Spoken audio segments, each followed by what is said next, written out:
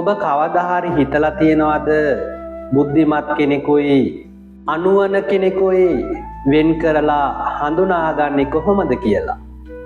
පැරණි උපදේශාත්මක සංස්කෘත ශ්ලෝකයකේ ගැන මෙන්න මෙහිම කියනවා.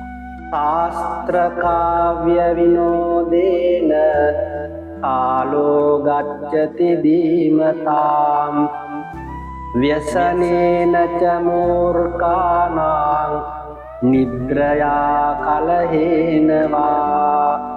මේකේ සරල තේරුම තමයි බුද්ධිමත් අය තමන්ගේ කාලය යොදවන්නේ කාව්‍ය ශාස්ත්‍ර රස විඳින්න, පොතපත කියවන්න වගේම අලුත් දෙයක් ඉගෙනගෙන සතුටින් ජීවත් වෙන්නයි. හැබැයි මෝඩ මිනිස්සු කරන්නේ එක්කෝ දවස පුරාම නිදා ගන්නවා, නැත්නම් අනුන් එක්ක රණ්ඩු වෙවි තමන්ගේ ජීවිතය විනාශ කරගන්න එක.